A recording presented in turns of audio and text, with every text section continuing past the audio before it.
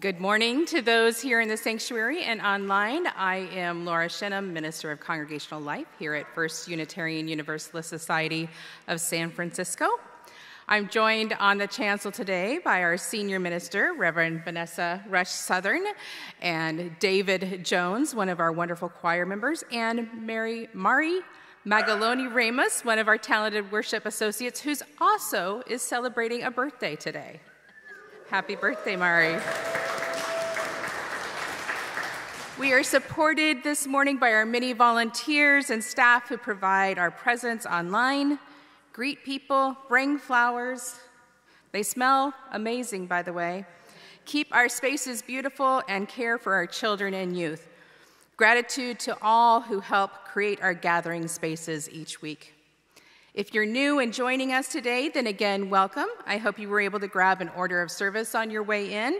If you're online, the order of service link can be found in the service description. This will help you follow along with today's service, as well as provide events or ways for you to connect deeper with our congregation. In addition, towards the back, there are tips to help answer any questions you may have. And of course, if you find anybody with an official name tag, they can help provide an answer or point you to the person who has an answer. We also have someone monitoring the chat if you have any questions there. Tomorrow is annual International Trans Day of Visibility. This day started 15 years ago and is dedicated to celebrating trans folks. It also raises awareness of the discrimination and violence trans folks encounter both in our country and around the world. The Trans Working Group will be handing out flags and stickers for you to raise awareness this coming week. There are also citywide events in Friday's Flame that you can participate in. We're continuing our monthly theme of trust and officially wrapping up our annual canvas today. Reverend Southern will share lessons from the wild about trust. So I invite you in your fullness and the fullness of your heart to join us in worship. Let us begin.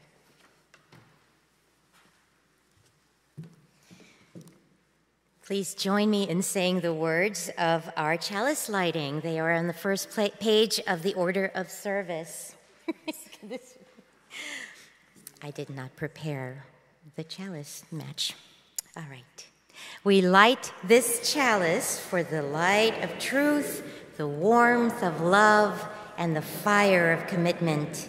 We light this symbol of our faith as we gather together.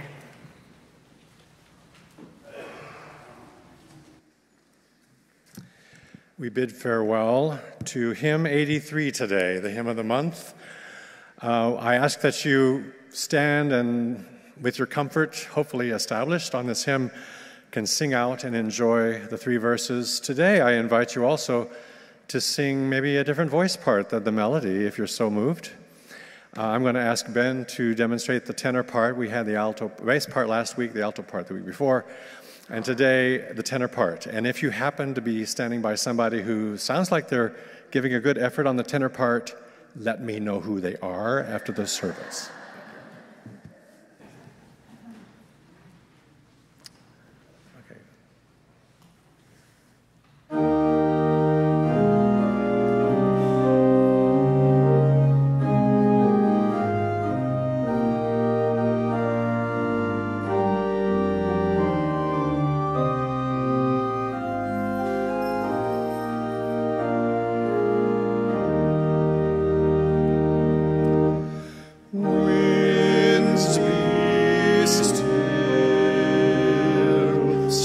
Tranquility.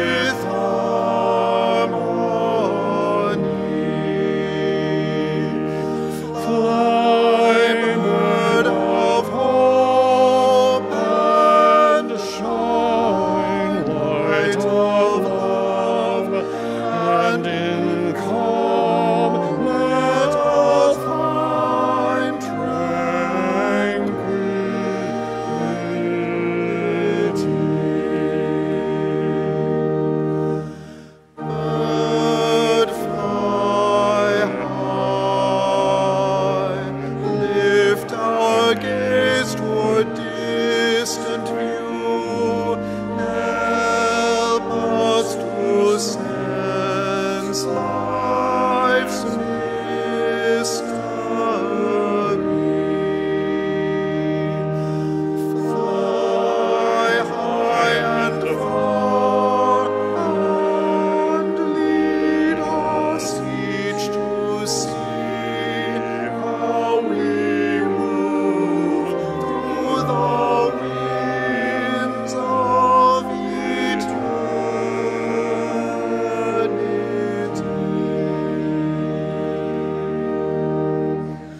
Light shining,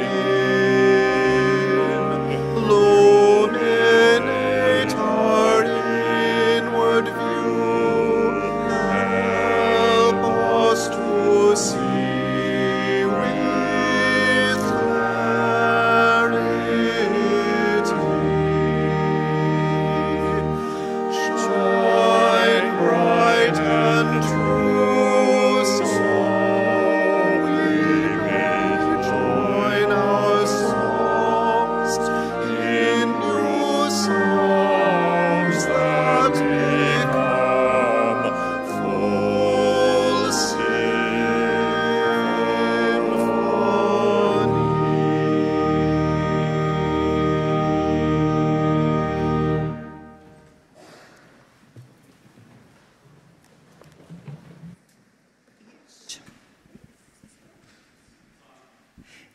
Each week this month, we have had one or two or sometimes multiple little people last week share reflections on their time at UUSF and what they love.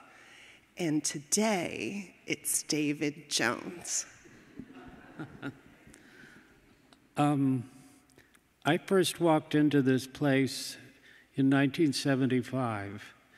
I had just come from Brigham Young University at Provo, Utah. Needless to say, it was quite a shock. But I found out quickly I could be myself here. I kept coming. In '77, I joined the choir, and Alex Post was director as well as organist. It was a wonderful experience, and it was meeting almost all of my needs, my musical needs. Later on, I helped start the bell choir, and I have been playing with it off and on for about 20 years. So going back a little more to 1978, I met the love of my life, Donald Williams. We started dating. I brought him here first for a service in 1980. And he was hooked. I mean, it was wonderful experience. And then we kept coming week after week. They were printing the sermons at that time, so we made sure that we got copies of the sermons and we could read them during the week. So in 1981, we both joined. We decided to become members of this church. And as Don used to say, it's payback time. It's you know, we're taking in all of this wonderful stuff here, but we're not giving back. And he thought that was important. He got involved in the board. We were here a few years, and then suddenly we moved away for 12 years. We needed to buy property, and we couldn't afford it here, so we moved to Petaluma and commuted for 12 years, every morning, 5 times a week, to work here. That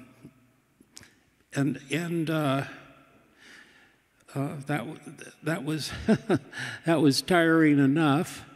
We moved back in 1997. I got involved on the board. I was on the board from 2000 to 2006. I believe I'm the only member of this church to have married the same man 3 times. Unless there's, I want to give you a chance to raise your hand if you have any. Okay. The first time was in 2000. We wanted a church wedding.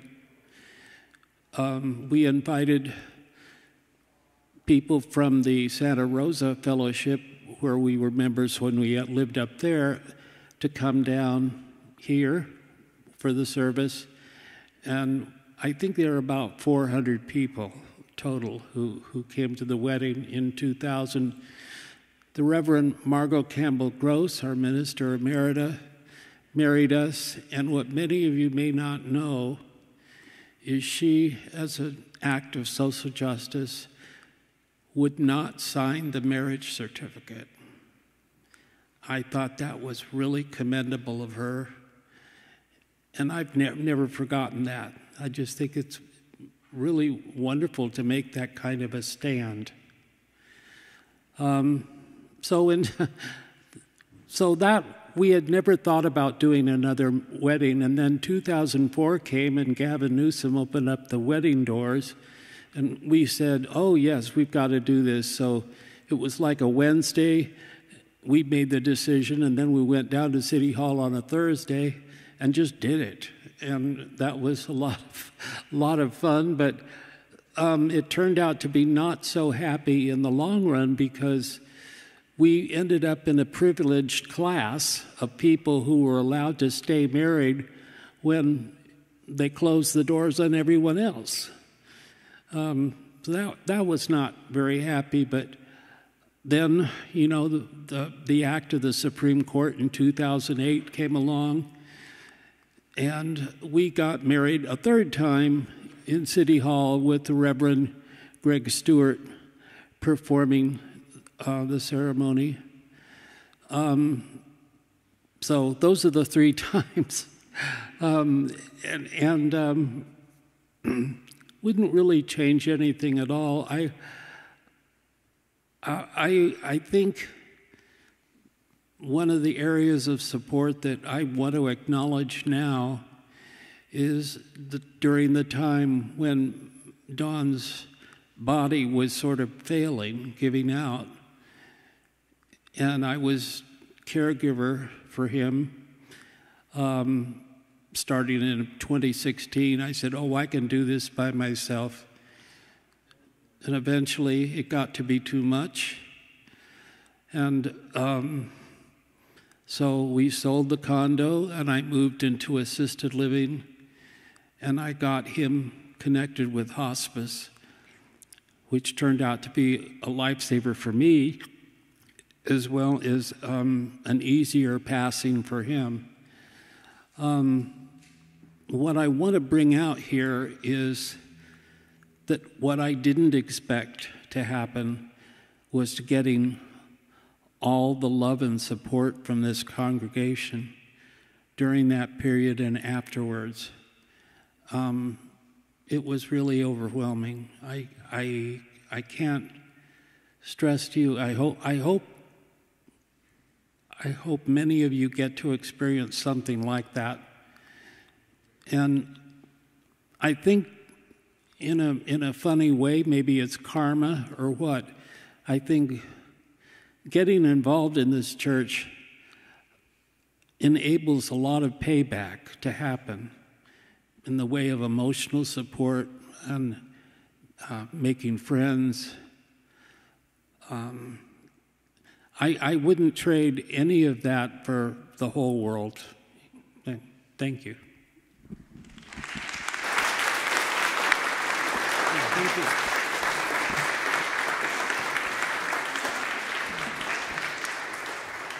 I also don't know if you and Don started the Easter bonnets, or you just, yes. So in a few weeks, when Easter comes and we lay out a table of bonnets, and you're welcome to bring your own, That is something that Don and David started, that it carries on, the joy, the frivolity of our Easter bonnet tradition, among other things. Let's take a moment to greet one another.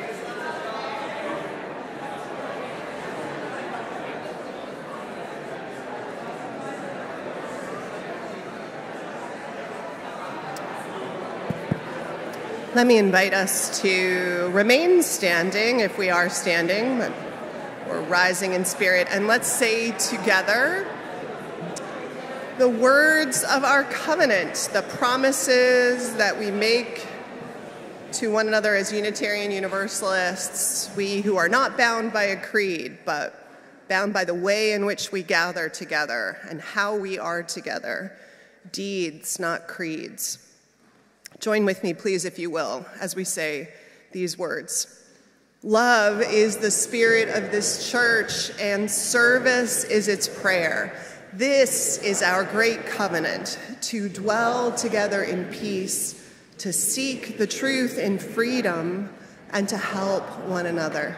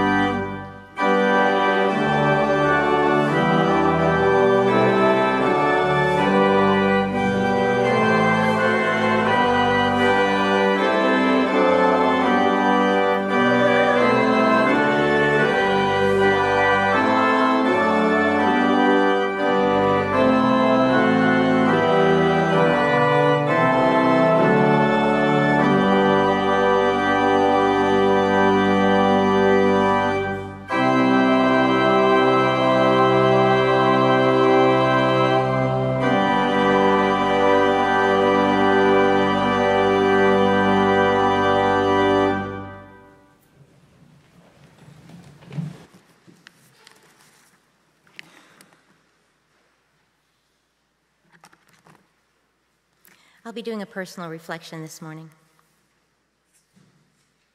After I graduated from high school, I decided to spend a month visiting relatives in La Ribera de Veracruz, where my father had grown up. At the time, La Ribera was so remote that there was one phone for the entire fishing hamlet. But first, I stayed a few weeks with relatives in nearby Tampico, a bustling center of international commerce founded by Big Petroleum. To get to La Ribera from Tampico, one had to cross the enormous Panuco River by cramming into one of the many tiny wooden ferries that shuttled people and their wares back and forth. The little vessels wobbled frighteningly in the water. But my uncle's house in La Ribera was a short stroll from a saltwater lake that was flanked by sand dunes, on the other side of which was the Gulf of Mexico. I took the ferry. One afternoon, as I was sunning myself like a lizard atop my favorite wooden pier on the lake, I saw my father's Lincoln Town Car lumbering down the dirt path that led to my uncle's house. My vacation was over. He'd come to take me home. Fortunately, he planned to stay a few extra days to visit his old friends, local fishermen who had lived in La Ribera for generations. I tagged along. I loved the way my father and his friends lit up when they saw each other. As they reminisced about their adventures in the water, I was struck by how the weather played a role in their stories. Another common theme was the number of fish they were catching and how it compared to other years. The ebb and flow of the catch was a factor in taking care not to overfish the lake. It occurred to me that the extensive knowledge that the fishermen had didn't come from scientific methods, but from their relationship with the lake. Here, feast or famine, the lake and the people were symbiotic, sharing a history and a destiny. On one of the last days in La Ribera, my father and I went fishing with his friends.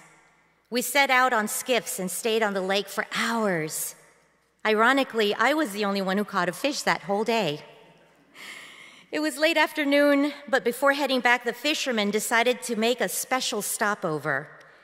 They maneuvered the skiffs through tributaries that led deep into the jungle. I was surprised when we reached our destination, a muddy bank in the middle of nowhere. We disembarked and anchored our skiffs. Then, one by one, the men headed into the jungle, disappearing into the green as if they were being swallowed. My father and I followed them into the thicket. We worked our way toward a dense strand of bushes and crawled inside. I couldn't believe my eyes. The men had tunneled into the bushes and made a fishing camp. The walls were green and alive, and the place pristine and thoughtfully organized. They had everything they could possibly need: sleeping mats, blankets, all sorts of gear. In one corner lay a fishing net someone had been repairing. They lit kerosene lanterns that they had placed throughout the shelter, filling it with a cozy golden glow. It was magical. Night was starting to fall, so we left the fishing camp. The stars above the lake came alive in the darkening sky as we headed back to the village. We took our time. I noticed some man-made lights in the far distance, and I asked about them. The fishermen told me that it was a construction project. They were building a bridge from Tampico to La Ribera. They became animated, talking excitedly about the progress and the economic possibilities the bridge would bring to their hamlet. They thought it was great. The wind coming off the Gulf kicked up, and I felt a chill.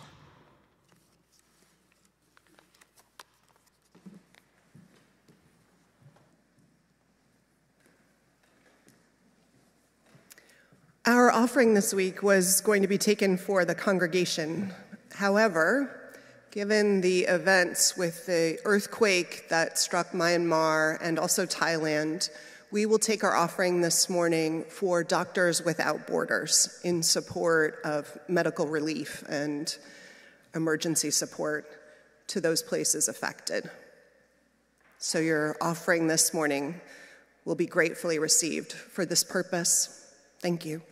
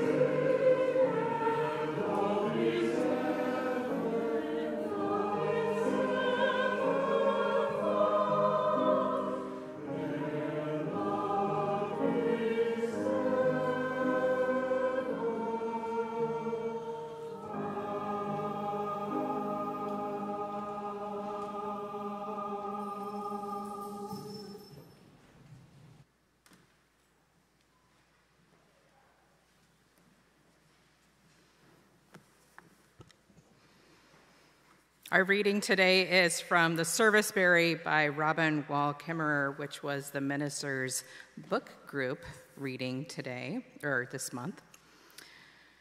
Ed and Pauline cultivate berries on their farm. They are famous for blueberry pancake breakfasts in the height of summer that bring neighbors to the farm. As the berries plunked into my bucket, I reflected on my long-held belief that berry picking is the first step in a lifelong companionship with the living world. I've seen it happen. Students on my walks who hold themselves back, flash their skepticism, thinking, with barely concealed eye rolls. Too cool for school. There's no way they're going to put a wild wintergreen leaf in their mouths. But when we get to the raspberry bushes, I know they'll have to drop their guard. The simple act of encountering a wild berry, just dangling there, waiting for their fingers and their mouth, loosens something in them to the evidence of the gift. I've begun to think that berry picking is the medicine we need to create a legion of land protectors.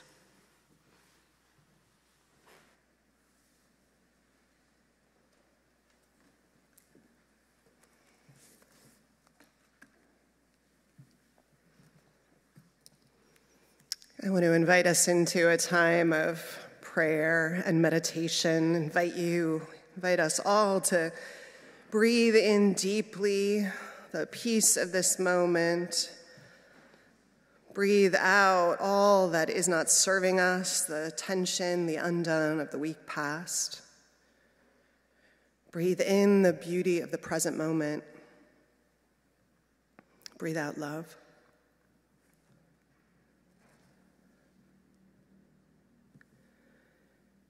We gather in this space hallowed by generations of people who came out of love for one another,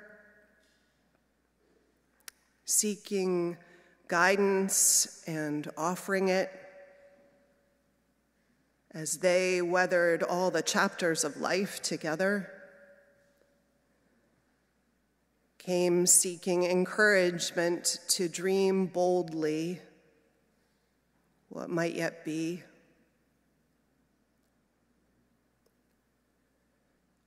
We gather as those people in this moment, and we hold in our hearts some collective love and cherishing and concern.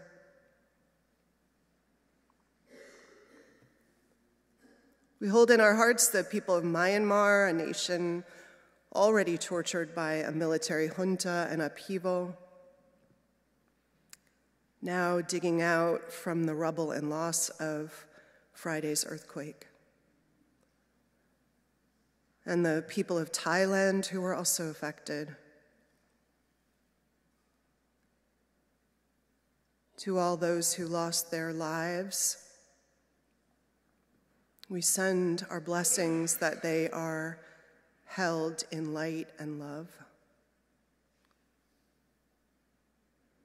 To all those searching for loved ones and waiting over hospital beds, we add our prayers to theirs and hold them in our hearts for the rebuilding that awaits.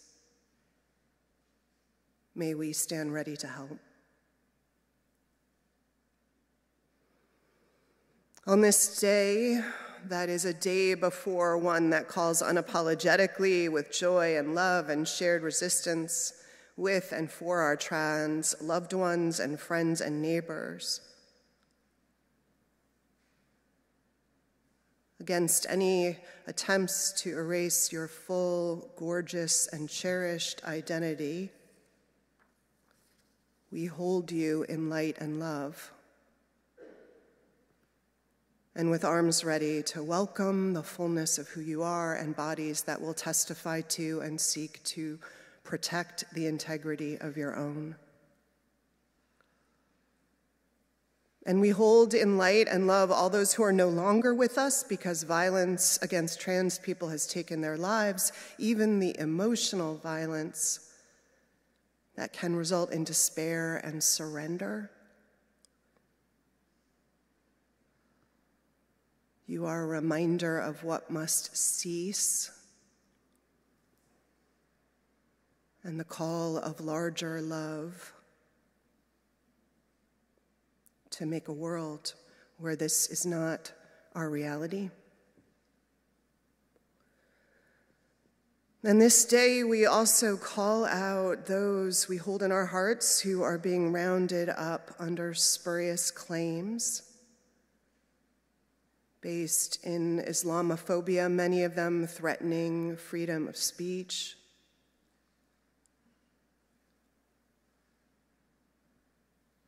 We call out to the universities, particularly those with endowments, to stand on their money, but also on their ethical commitments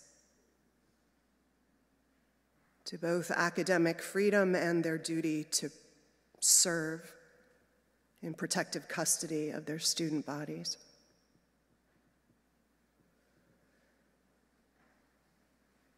And to our immigrant neighbors whose papers are being checked randomly on streets and roads, who live in a world in which brown skin particularly has so often resulted, as it is now, in the failure to receive due process of law.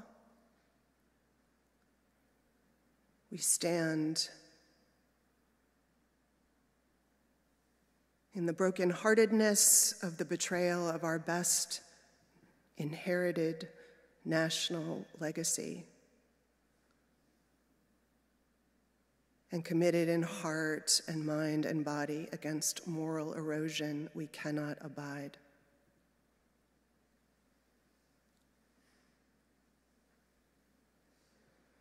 We hold all of this even as we hold also signs of hope, people showing up with aid in times of disaster, all those brave people standing up to national bullying and ignorance, everyone who stands firm when the winds of change storm and blow in ways that shake the foundations of truth and mercy and beauty and goodness, and hold firm.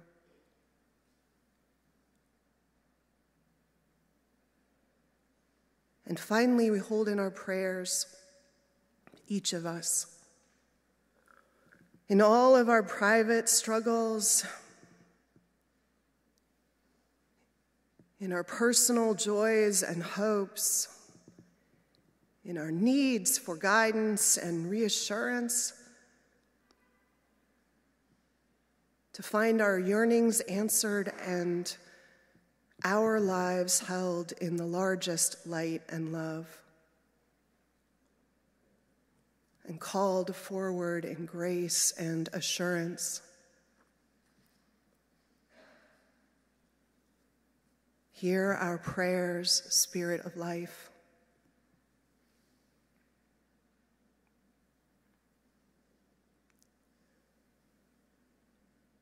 I invite us now into a silence that makes room for the holding of all things.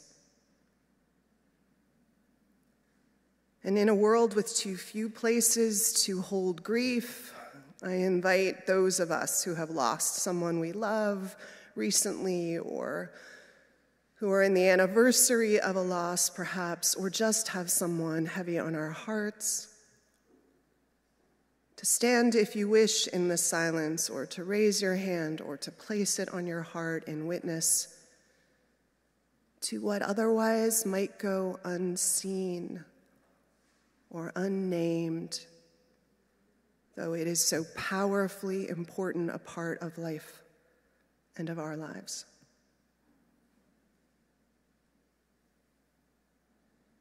And so, I invite us to join in the richness of shared silence.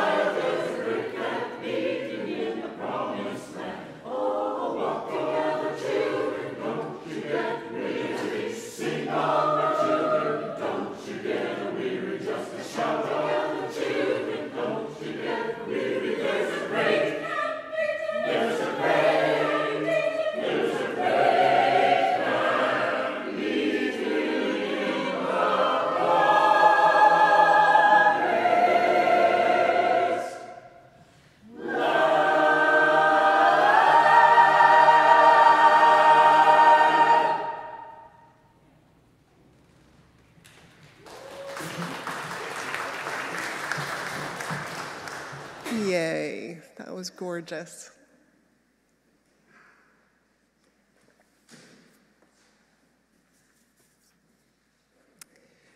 Years ago, I read that certain Native American communities held their most sacred objects in common, but that many of them were passed on temporarily into the keeping of one person or another in the community, that it was an honor to be asked to be the keeper of the object for a while. And you knew also that in time, there would come the moment when you too would need to pass it on to someone else for the honor and the responsibility of keeping it.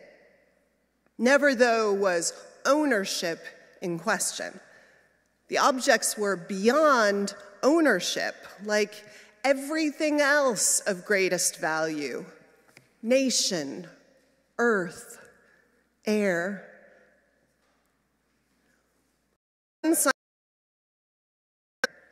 I bought a silk tie, the most beautiful, luxurious one I could find, and I brought a hand-woven scarf I had fell in love with in India and waited to give as a gift to someone, but not yet given away.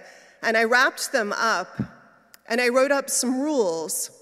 You had to wear it at least twice in the intervening week. And if someone complimented you or asked you about it, you had to explain what we were in the midst of as an experiment in our community. And the next week, you needed to bring the gift wrapped again as it had been for you, in paper or in a beautiful bag, to give to someone else in the community during worship with the same instructions. The whole effort, of course, was trying to uproot the notion of ownership, to see how it felt to do this countercultural thing. Could something be lovely and just in your hands for a short while? Was ownership a healthy idea? Was it true that something in common would not be treated well? The same purported truth or lore that's being used, I think, right now to dismantle the commons of government or justify it, of education, of health care, of protection and care for the natural world and parks. Is private ownership the best way to care for common goods? I think we know the answer. Privatization in a capitalist economy is about extraction, profit, return on investment. Clear-cutting old redwood forests is likely profitable. But the loss of a mature ecosystem and the severing of the lungs of the land is a loss to the common good for private gain. There's no larger wisdom that plays out in that kind of math. Robin Wall Kimmerer, the professor of botany, the writer we heard from this morning, member of the Potawatomi Nation, which is one of the Anishinaabe peoples of the Great Lakes region. In her newest book, The Serviceberry, Abundance and Reciprocity in the Natural World, she uses the serviceberry to bring us back to the truths about how we're meant to be in relationship to resources, to each other, and to life. The economy that nature teaches us. Kimmerer begins her reflection when her neighbors, Polly and Ed Drexler, the ones to whom she dedicates the book, invite her over to come pick berries on their property. The Drexlers had planted serviceberries in their small working farm, but locals aren't yet aware of the deliciousness of the serviceberry, and the harvest is huge, and so Polly and Ed do, well, what the berry does. They give away what they have, profligately. Putting the berries in her mouth and in her bucket, Kimmerer reflects, You could call them natural resources or ecosystem services, but the robins and I know them as gifts. We both sing gratitude with our mouths full. The botanist professor in Kimmerer points out to the reader that service berries actually have a lot of different names: Saskatoon, Juneberry, shadbush, shadblow, sugar plum, sarvice. Ethnobotanists, she writes, know that the more names a plant has, the greater is its cultural importance.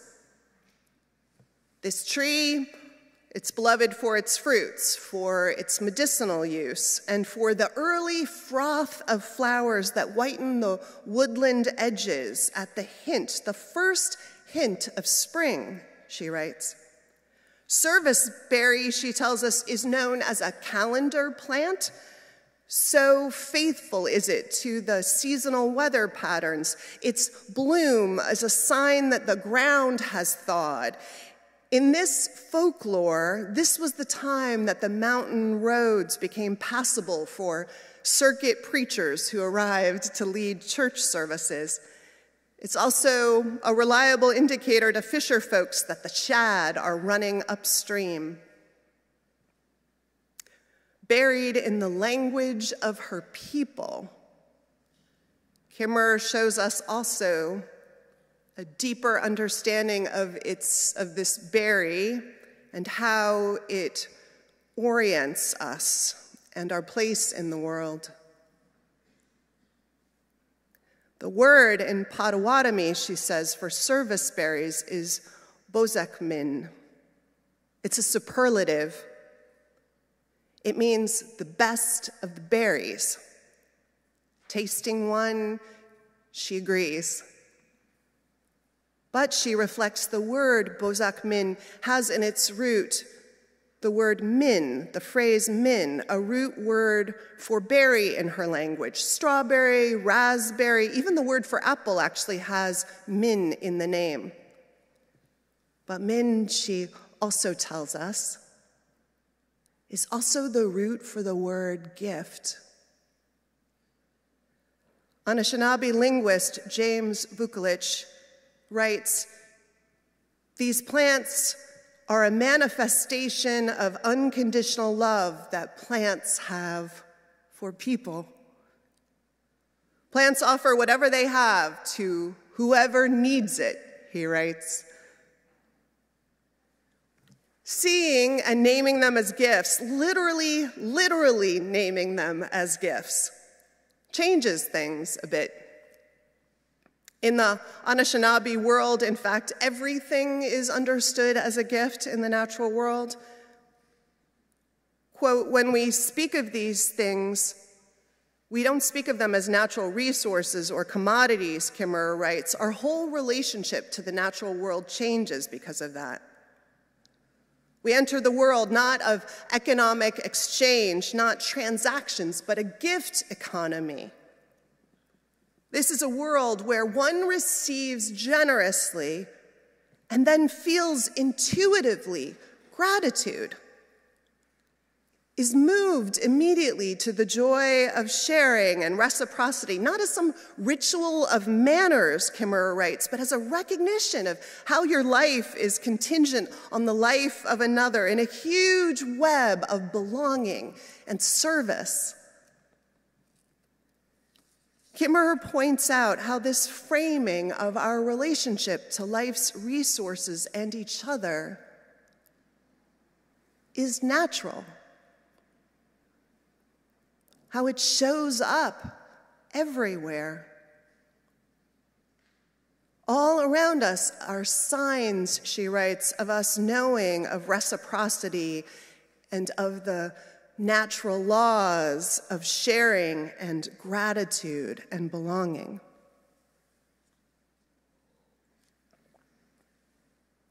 Like all those little free libraries in our neighborhoods.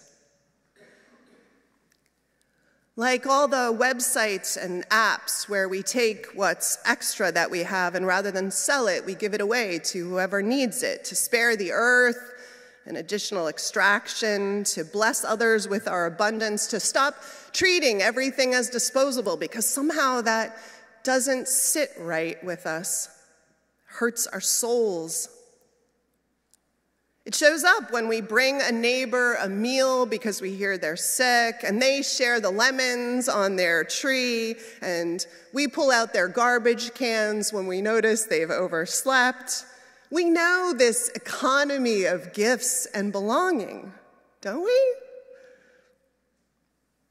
And that's not minor, Kimmerer writes, because, quote, what we crave is not trickle-down, faceless profits, but reciprocal face-to-face relationships, which are naturally abundant but made scarce in the anonymity of large-scale economics. We want flow and a sense that we're caught in this web of enough, can trust one another and hold one another. Not that we need to amass and hoard so much, build walls. Be like that cartoon character. Do you remember him? He was like, mine, mine, mine, mine. I'm the wealthy miser. Does anyone remember this cartoon character? Oh my God, he lives in my head sometimes. We want to be alive and in motion, don't we? Like that sweet berry she describes, all of them, that fruit that feeds whoever needs to be fed and trusts that their seeds will get spread and that the ground will be nourished again with rain and sun and by other plants and animals, interconnected and generative and generous and abundant in motion.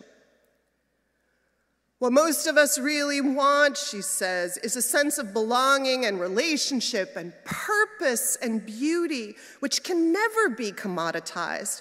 I want to be part of a system, she says, in which wealth means having enough to share, and where the currency of exchange is gratitude and the infinite renewable resource of kindness, which multiplies every time it's shared rather than depreciating with use.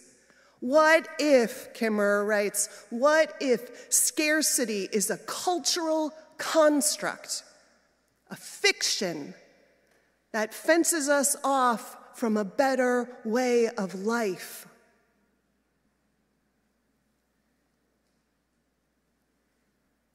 I'm so sure all of us would be happiest if we were liberated to be more in the world the way she describes. I know I'd sleep easier, and I would trade a smaller bank account for a world of more safety nets and things held in common, more shared resources and promises of mutual care, not more privatization. I trust that when things are shared, there is more than enough to go around. And I don't need to see the math. I'd prefer belonging and mutuality, not competition, but connection. I crave it. If you and I can't take it with us, why? Why in the world would we spend our lives hoarding and protecting ours and letting others suffer? It makes no sense, not logically and not in the language of the heart and the soul or whatever you want to call that deepest part of ourselves. The serviceberry gives it away every year. But it's a hard way to live in our world. So I want to confess something.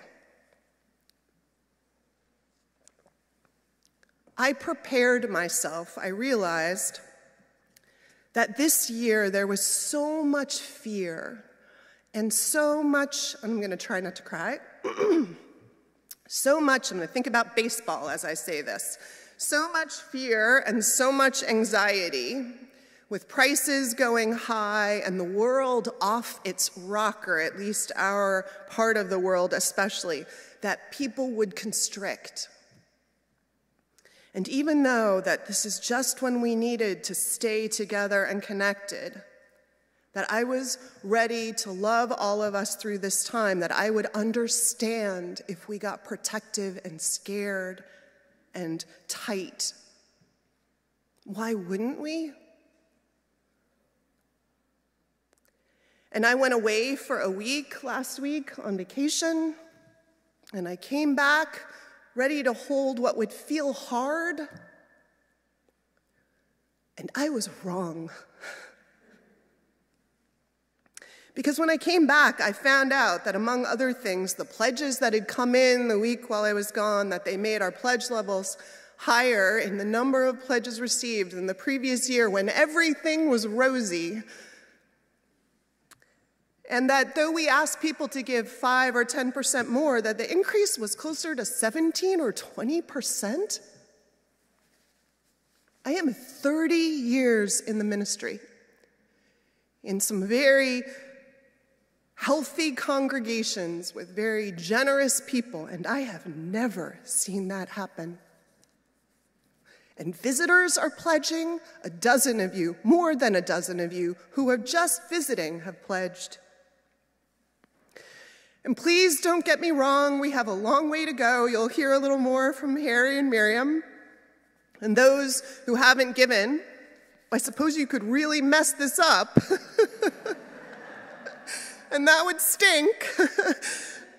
But I am holding so much joy and hope that we are refusing to be the worst of what the world is baiting us to be. And I want to thank you for that. And in the midst of it all, Oriana boldly stood up and she talked as an 8th grader, right? She's in 8th grade? 9th grade? 10th grader, 9th grade. Still, you know, a young person. About period poverty, and some of you were so moved because it was so courageous to talk about something that's been, well, a taboo subject. And we raised $1,300 that week when we were asking you to pledge.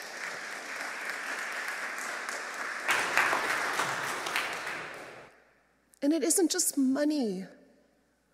Look around, keep your eyes open. It's everywhere. This is the gift economy, a piece of it. You all, you give your time and your talents and your treasures every week. That's how this place works. In the language and the flow of gifts. Can we imagine a human economy with the currency which emulates the flow from Mother Earth, Kimmerer writes, a currency of gifts? I think we can. In Sacred Economics, Charles Eisenstein reflects on ecosystems and writes, in nature, headlong growth and all-out competition are features of immature ecosystems, followed by complex interdependency, symbiosis, cooperation, and the cycling of resources. The next stage of the human economy will parallel what we are beginning to understand about nature. It will call forth the gifts of each of us. It will emphasize cooperation over competition. It will encourage circulation over hoarding, and it will be cyclical, not linear. Money may not disappear anytime soon, he writes, but it will serve a diminished role even as it takes on more of the properties of the gift. The economy will shrink, and our lives will grow. Thank you all for the safe harbor that we make together.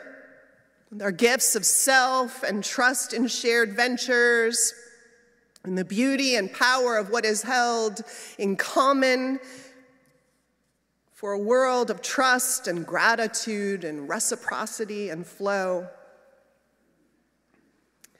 And before I end, I want to tell one more story. You know that experiment of the tie and the scarf?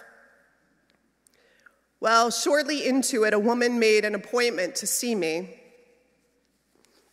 We had recently done the memorial service of her teenage daughter who had died. The girl's two best friends had flanked the mother like a protective guard that day, in an image I will never get out of my head. The mother said she'd made 3 infinity scarves that winter out of the softest wool for the 3 girls, but she'd never had a chance to give them before her daughter died. And that week, she'd given her daughter's friends theirs. But she had this third one, her daughter's, and it felt so sacred, and it felt meant to be used.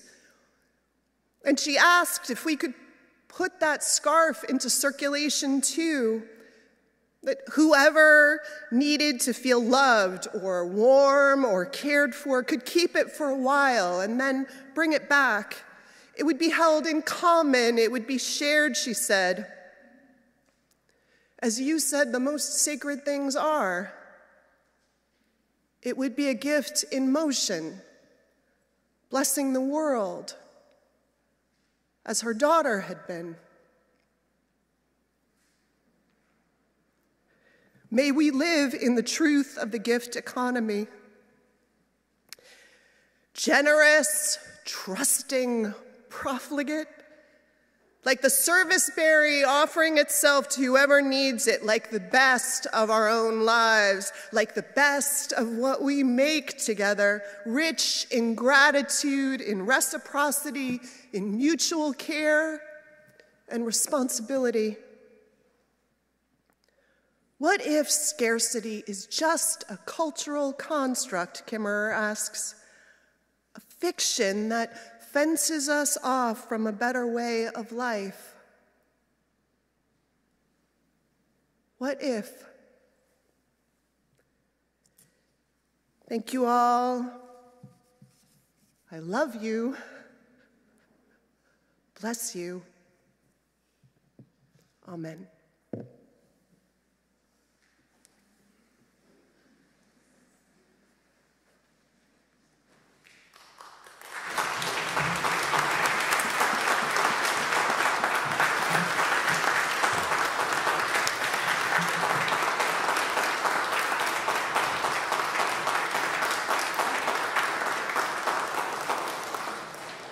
Please rise and body our spirit for our closing hymn, number 21, For the Beauty of the Earth.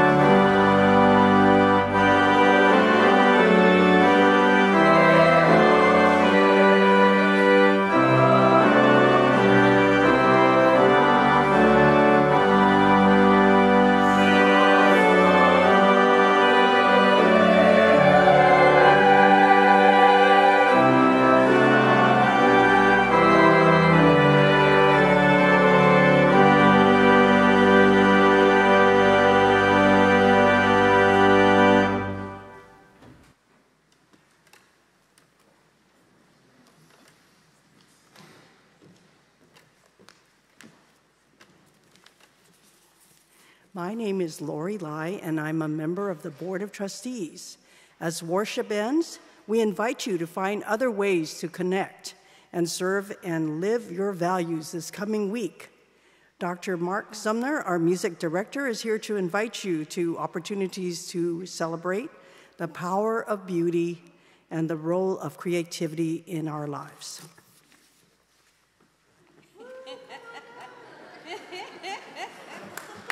All right. Thank you.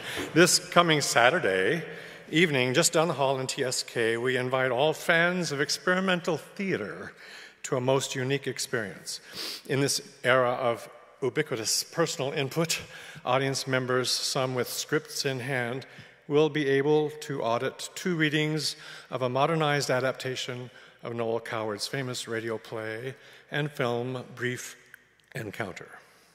Between the 2 readings, each will meet with members of the creative team behind this adaptation and, in a guided exercise, help direct us to an even better theatrical outcome for the second reading. There will be live music carefully curated to break up the scenes in the play, as well as refreshment treats for all. There is no charge for the 7 p.m. event, though scripts donations are happily accepted. There is more information on the church website on the scripts page, and you can get access to a script by letting me know one way or another. We hope to see all you budding directors of theater on Saturday.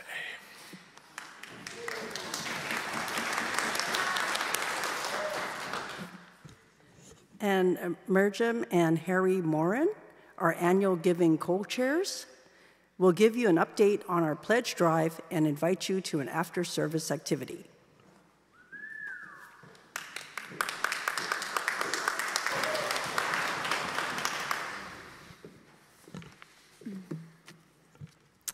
Good morning.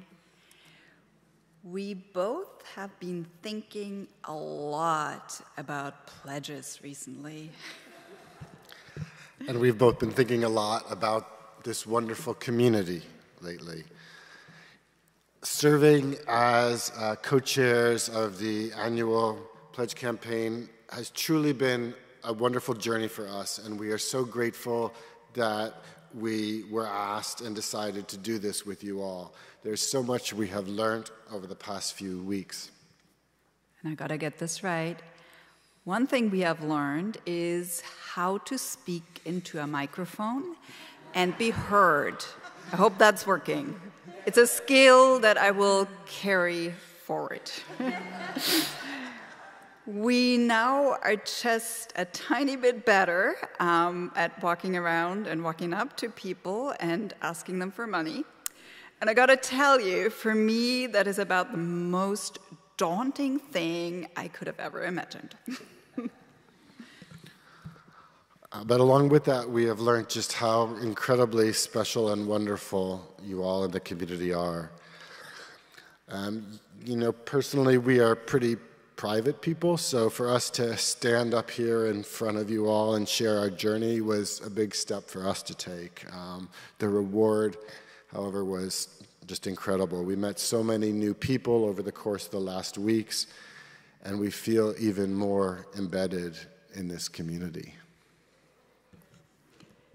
And with that, we really want to say a very special thank you to all the people that have stood up here as well and shared their stories.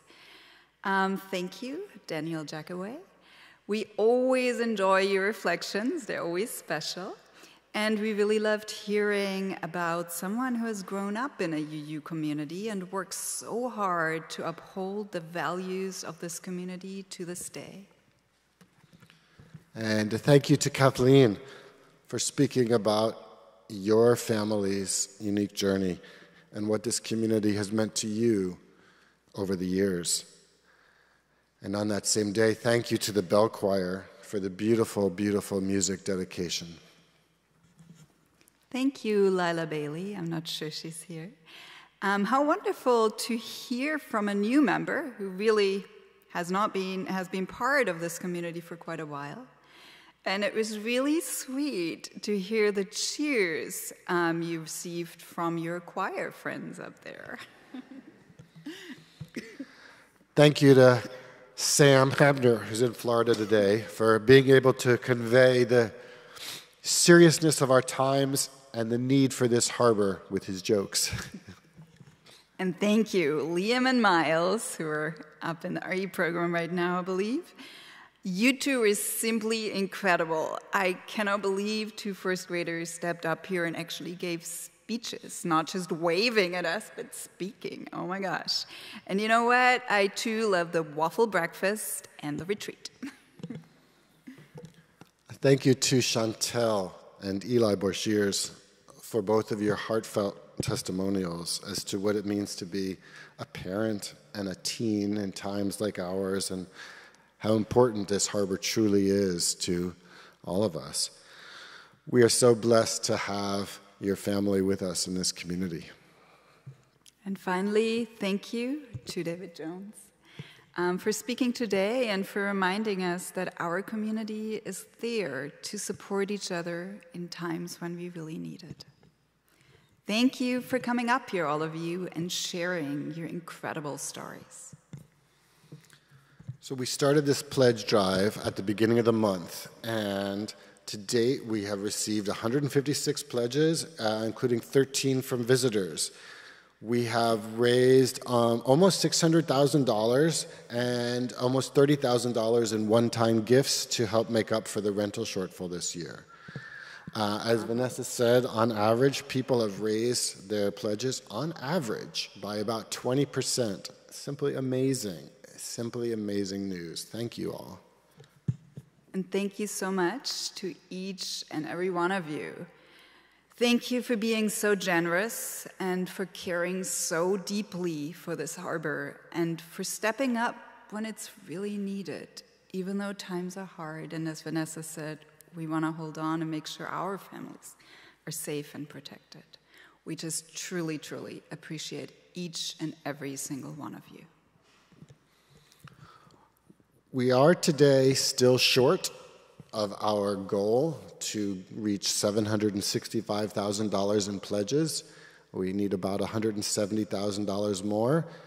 But we are amazingly optimistic that we're going to achieve this.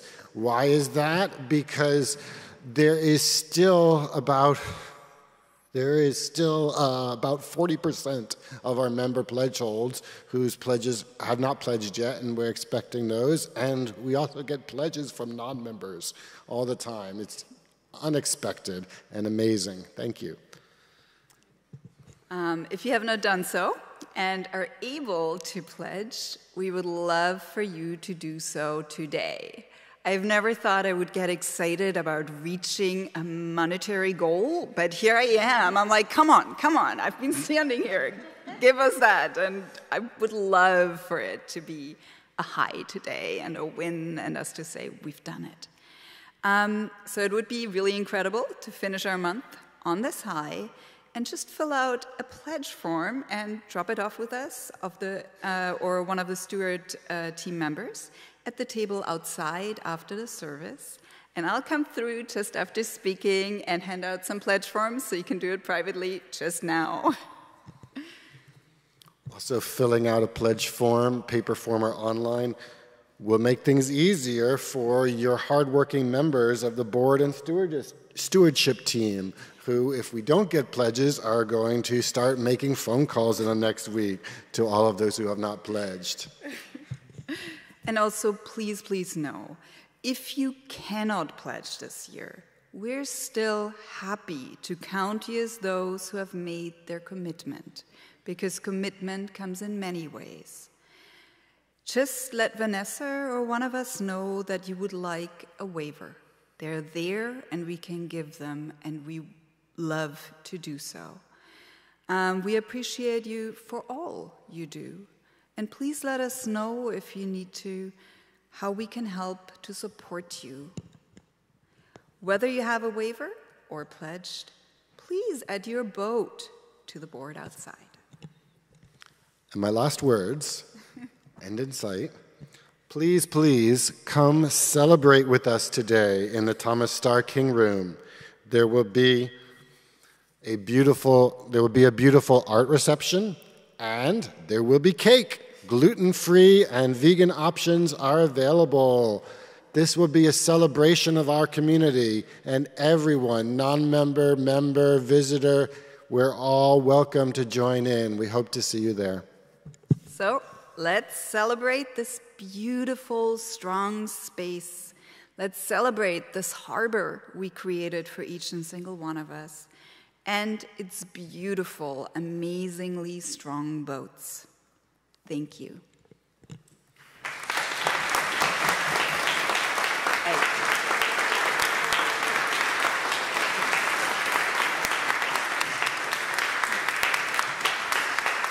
I will come with pledge forms. Take one if you want it.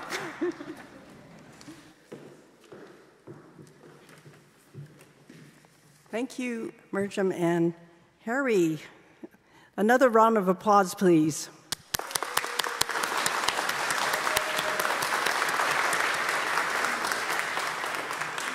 You're also invited to march in next Saturday's Hands Off, National Day of Action. Hands off our bodies, hands off all these other things that we hold dear. There will be a march at Civic Center from 1 to 3 p.m. on April 5th. And you're also welcome to gather at UUSF at 12 noon, and then walk over with our fellow members to join the demonstration together. So that's at 12 noon and at UUSF this Saturday, April 5th. And next Sunday, April 6th, the next day, you're warmly welcome to go all in and attend UUSF's commitment to reproductive rights with a new banner. Gather after Sunday service at 12:25 p.m. for a group photo outside under the banner, and then enjoy a light lunch and a program featuring Antoinette Scully from the UU Women's Federation. Find out how everyone can act to support our reproductive rights. And if you're seeing red regarding the state of reproductive rights, remember to wear red next Sunday, and see you there. Thank you very much.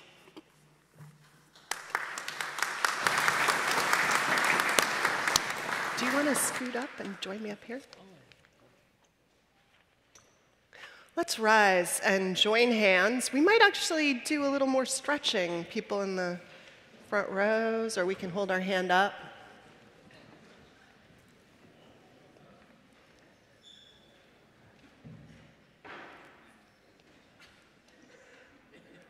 There we go.